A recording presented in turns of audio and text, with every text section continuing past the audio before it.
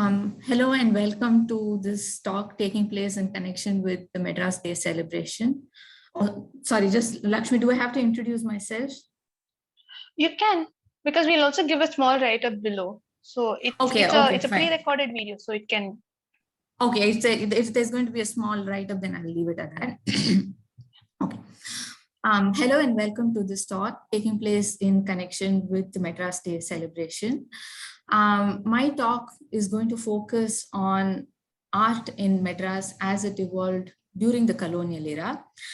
As you all know, the British came to India as traders, and gradually they started ruling more and more, increasing larger and larger parts of India. And as the rule spread over India, what was also happening parallelly was there was an infusion of Western art into the Indian landscape.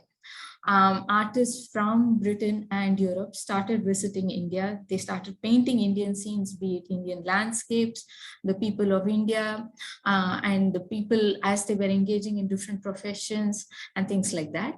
And these were created either as paintings or as prints and sold in different parts of the country, where there was a lot of interest in looking at this country called India. So while they were European artists who came to India and were looking at the Indian landscape and its people and painting, a group of artists in India were also reacting to European art, to Western art, and evolving new schools of painting that combined Western art as well as elements of Indian art. However, the turning point really in the artistic landscape of the country was when art institutions were established across the country, colonial art institutions were established. And generally scholars attribute this turning point that set off the establishment of art colleges as the Great Exhibition of 1851. So the Great Exhibition of 1851 was a mammoth exhibition that was held in London in the year 1851, where countries exhibited different products from their lands. They exhibited raw materials, they exhibited artistic items, they exhibited machinery, a whole lot of other things. So it was like an encyclopedic view of a country that was presented through these exhibitions. And India, as a colony of the British, also had its was also part of this exhibition.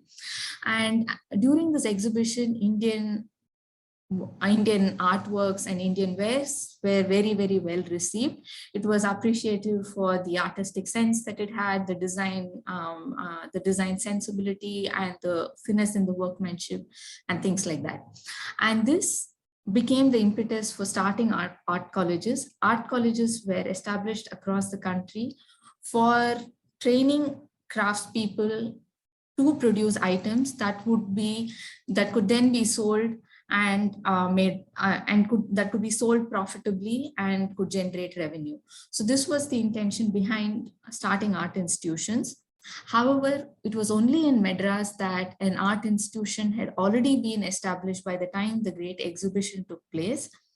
And even more interestingly, where artworks and items from this art institution in Madras were also part of this Great Exhibition, where they were extremely well received. And the credit for establishing this art institution goes to Alexander Hunter. The name of the art institution that he founded was, when he founded it, was Madras School of Arts, and is now known as the Government College of Fine Arts. And who is this Alexander Hunter? So Alexander Hunter, although he founded an art institution, he was a medical professional. He was trained in medicine in Edinburgh, and he belonged to a family that had many connections with India. And when he came to India, he was posted in Chengalpet, that is off Madras. And while he was over there, he realized that he had a lot of interest in geology, subjects like geology, botany. So while he was there, he realized that the area was abounding in a lot of natural resources, clays, that could be used to set up industries that would benefit the people. Because one of the problems that Hunter felt that was plaguing a country like India was that there were not enough avenues of employment for the people. There were not enough industries that could employ these people. So he thought the best way would be to set up industries to create opportunities for people to be employed in an honest and in an honest manner. So that's how his idea for establishing an art institution came about. And Alexander Hunter, although he was a medical professional, he was interested in the arts, and he was also trained in it, having studied art and design in various academies in Europe and in London. So he also had a very keen artistic interest, and he was also trained to some extent in the arts. And when he started this School of Arts, it was started at his own expense. He put in his own money to start this institution. And it was only subsequently that the government took over this institution when it saw that it was running very well, and the advantages that such an institution created when the government realized that it became a government institution. But in the initial years, what is really commendable is that Alexander Hunter started it as a private institution with money from his own pocket. And he was also running this institution in addition to his duties as a surgeon, as to his duties for the government. So he was balancing these two different aspects, and when he established this art institution. So when this Madras School of Arts was established, he first founded a School of Arts. And at the School of Arts, subjects such as perspective drawing, botanical drawing, geometric drawing, and things like that were taught. And it was a year later, in 1851, that he started a School of Industries. And it was at the School of Industries that subjects such as brick making, pottery, and things like that were taught. And the difference between these two institutions, between the School of Arts and the School of Industries, was that the School of Arts was one where students had to pay a fee to be taught. And at the School of Industries, students were paid a stipend, because as part of their training, they would produce items on orders, and these would be sold to people across both Madras as well as other parts of the country. So his intention in setting up this institution was also to create an institution where items that had so far been imported from Britain or from Europe could be produced locally. So it was a very, very visionary kind of an idea that was behind it. And he took a lot of initiative to make this happen, because it was set up at his own expense and using his own initiative. And one of the items that the college produced and sold in large numbers was pottery, because Alexander Hunter realized that Madras region was abounding in clays, and these were materials that were that could be used to produce a variety of pottery. And he started producing pottery. This pottery establishment became popular in the college, and these potteries were both functional ware, things that could be used in day-to-day life, as well as decorative items. So these gradually found a growing market both among the European population and the Indian elite population. So this was something that he established. And not just that, apart from this kind of pottery, Alexander Hunter also created these kind of terracotta items, garden ware and ornamental ware for gardens.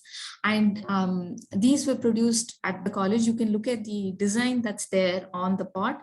You'll see that it's a combination of Indian forms as well as some European motifs are there. So he was looking at what was at motifs that were there locally, and trying to also adapt it to what he was creating. And these kind of garden ware were popularly used in houses. It was the time when Chennai was expanding and there were houses coming up, large houses coming up, as well as public parks. And these were kept in parks and houses and things like that.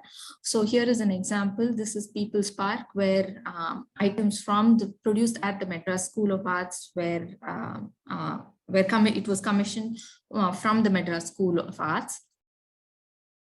And in addition to that, Alexander Hunter also produced furniture because wood was available, and he also worked closely with other institutions to discover different kinds of wood that could be used to make furniture.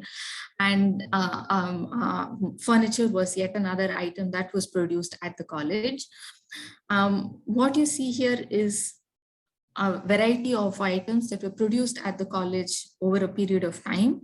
You'll find stained glass, furniture, fine wood carvings and things like that. And these items were not just sold to people who were in India or in other parts of Madras, but they were also exhibited internationally in various fairs that were taking place across the world at that point of time. So under Alexander Hunter and his subsequent successors, the Madras School of Art was an extremely important art institution in the country.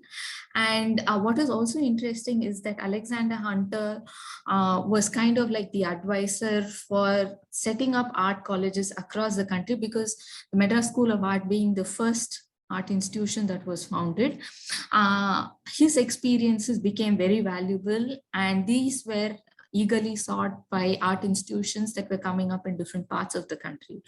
So in Alexander Hunter was also an extremely forward-thinking person. So one of the things that he introduced at the College of Art, at the School of Arts, was photography, and the medium itself was rather new.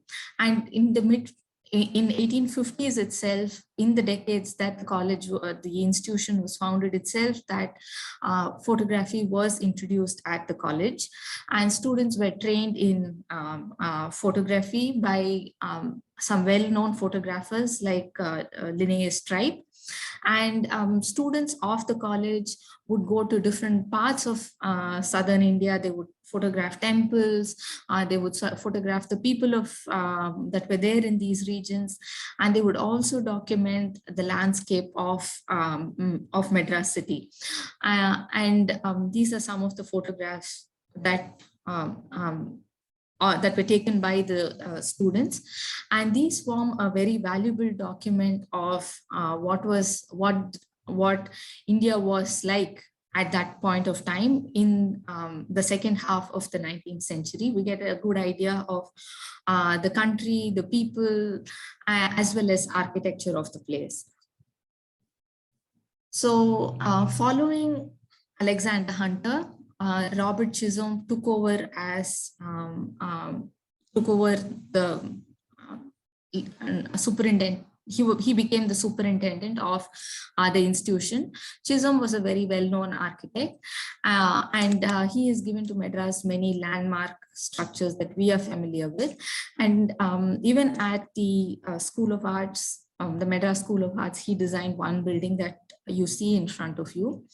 And there were many subsequent superintendents at the college, and one of the notable personalities was E.B. Havell.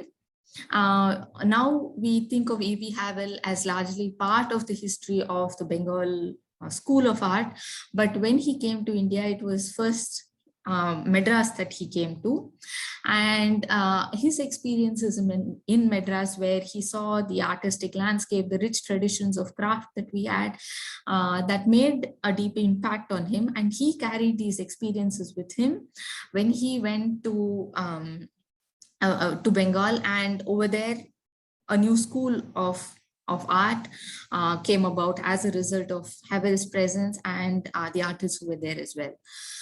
So the next turning point in the institution was when D.P. Roy Chowdhury became the principal of the institution in around 1929, 1930. And D.P. Roy Chowdhury was a larger than life personality. Even now, if you talk to some of the people who who had the privilege of meeting him, they will say not just about his artistic skills, but also about his personality, because he was a wrestler.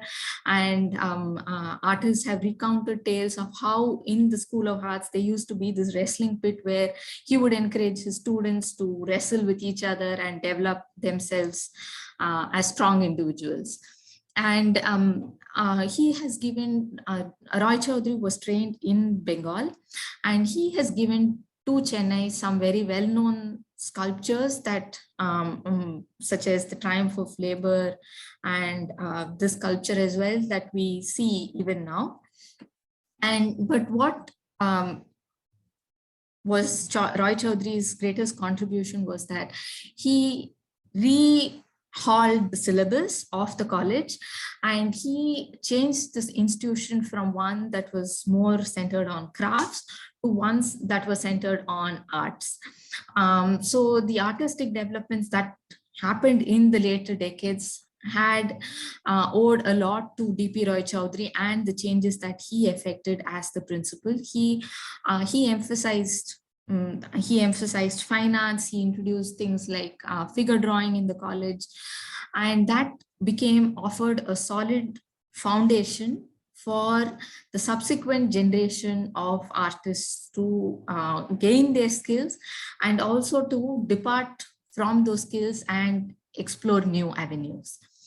And what was interesting about Roy Chowdhury was that he was not just a sculptor, he was a prolific sculptor, but he was not just a sculptor, he was also a painter. He was trained in painting by Abanindranath Tagore, none other than Abanindranath Tagore, who played an important role in the Indian art history. And Abanindranath Tagore was his teacher, and from Abanindranath Tagore, he learned one of the things that he adopted was the technique of watercolor painting. And this was something that became part of the Madras School of Arts over the subsequent years. And we see this among his first batch of students. One of the artists was part of his first batch of students, Paul Raj. Paul Raj was a very well-known landscapist, and he was originally from Kodaikanal, but subsequently, when he came to Madras, he was a student of Roy Chowdhury, and he took forward the legacy of Roy Chowdhury, the watercolor techniques that was taught to him by Roy Chowdhury. He took it forward, creating a whole lot of landscapes of both Madras as well as village scenes. So I have this being a talk on in connection with Madras Week, I thought it's better to focus on images related to Madras. And this is one image that Paul Raj painted in Mahabalipuram. Both then as well as now, the college, the art institution in Madras has a tradition of going outdoors, painting, looking at landscapes and painting it as it is. And one such image that Paul Raj painted is seen over here. And Paul Raj also had two brothers, also well-known watercolorists. And these three artists played an important role, along with a whole lot of other artists, in creating a school of watercolor painting centered on landscapes. And the next artist that I would like to talk about is KCS Panikkar. Panikkar is an artist who is extremely well-known across the whole country. And Panikkar took over as the principal in 1957, following D.P. Roy Chowdhury's retirement. And Panikkar was an extremely inspired teacher. And he, along with many other teachers who were also his own students, were responsible for creating a whole generation of artists who contributed a lot to the art scene in Madras. And Panikkar while he's known for his paintings such as the Words and Symbols series, I thought I would show you some images, some of his watercolors that he painted based on the city of Madras. Here is one such scene. He was also a very fine watercolor painter. Some of his landscapes are extremely skillful as well as artistic. And gradually, while Panikkar was focused on began as a painter who was painting landscapes, figure drawing, and things like that. He gradually departed from it, and he began exploring his own artistic interests. And the main point that set Panikkar's thought process was a reflection on what it was to be Indian when it came to art. So while Panikkar went abroad on trips, and he's met many artists, he started asking questions as to what was Indian in his own work, and whether it was just European or whether there was really some Indian element in it. So he, along with a group of artists who were associated with him, started questioning the way that they were producing art, the concerns that they had, the point in which their art was anchored, and they started thinking that they had to create an art that would be Indian in spirit, but at the same time contemporary. This was their intention, an art that would be Indian, but at the same time contemporary. And the way they went about doing this was to look at their own native sources of inspiration, be it columns, be it village traditions, or aspects that one might have come across in while growing up. So elements and aspects from one's own upbringing, from one's own roots, were reflected upon, and these were absorbed and are presented in canvases and in sculptures and in a whole lot of other media. This method of thinking about one's own roots and then coming up with an art form that was at once contemporary and Indian came to be known as the Madras Art Movement. The Madras Art Movement was something that happened in the 1960s, from the 1960s onwards. And there are many artists who were part of it: Panikkar, Dhanapal, Santan Raj, Munuswamy, and Alphonse. So there are many artists who are part of this, and that will have to be a topic of lecture by itself. So I'm not going into it in much detail. Following Panikkar, Dhanapal took over as the principal, and he was a very talented sculptor, and his contribution to sculpture was to move away from this idea of a sculpture that would be three-dimensional and to introduce a sculpture that would be more frontal. So and these artists were inspired by things like relief sculptures that were in temples, and they started coming up with a form of sculpture that would be more like a drawing on a paper rather than a three-dimensional form in a very Western sense. So they were in sculpture as well. They were trying to see how this idea of Indianness could be interpreted through a new visual language. So these are some of Dhanapal's works. And what happened at this point of time in the College of Arts was Panikkar, Dhanapal, and a whole lot of artists who were associated with them, teachers as well as students, they realized that there was not much of a market to sell fine arts. To make a living as a fine artist was very difficult. So they felt that rather than compromise on their art, trying to produce art that people would buy, it would be better to produce handicrafts and items that people could easily buy, and using those proceeds they would try to sustain themselves. And this was the idea behind establishing the Artists Handicrafts Association. And this is what led to the establishment of Cholamandal Artist Village, which is now a very, very important landmark in Chennai, as well as in the artistic landscape of the country. So Cholamandal was established in 1966 in East Coast Road, while East Coast Road is now a very bustling and busy road. At that point, when the artists moved into this village, into this place, it was really a fishing hamlet with nothing over there. And these artists established everything from the beginning.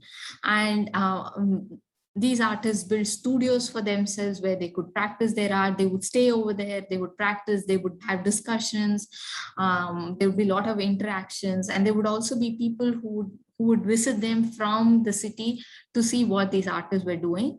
And they were making these kind of items, jewelry, batik, metalware and things like that, that would have a ready market, and they started sustaining themselves. And gradually these artists became well known, and the place also came up. Studios were built, and artists built their houses. Even now you'll find a lot of well-known artists living there, like P.S. Nandan, C. Douglas, Venkatapati, and many other artists continue to live there and practice their art from Cholamandal. And this has really been one of Cholamandal, the establishment of Cholamandal has been an important landmark in Indian art, because at this point there was no such, even now I would say that there is no such institution like, no such place like Cholamandal, where artists can live together, work together, and there are also studios where artists from elsewhere can come and practice their art if they want. As a conclusion to my talk, I would like to show you some images of artists who are associated with the art movement in Madras. But since, as I said, it's a very large topic by itself, I'm not going into the artists, but only showing some artworks that have looked at some artists who have presented Chennai in their artworks. This is Reddappa Naidu. He's well known for his depiction of epics, but in his initial days, he also depicted scenes from Madras, such as the cathedrals and Marina Beach and other popular places like that. Similarly, Alfonso Aruldas, who passed away a little earlier this year, he was also a teacher at the College of Art, and he was a very fine watercolorist as well. And as part of the college practice to dedicate some time each day to going outdoors and practicing, he created some watercolors, of which one such example you can find here. And finally, we have an artwork by K.M. Adimoolam. And this is a depiction of the School of Arts where he also studied, he and a whole lot of other artists studied. So for artists like Adimoolam and others, Madras or Chennai was not just a place where they came to learn their artistic skills and subsequently chose to settle there, but the city itself served as a muse for these artists to create many artworks and artistic creations.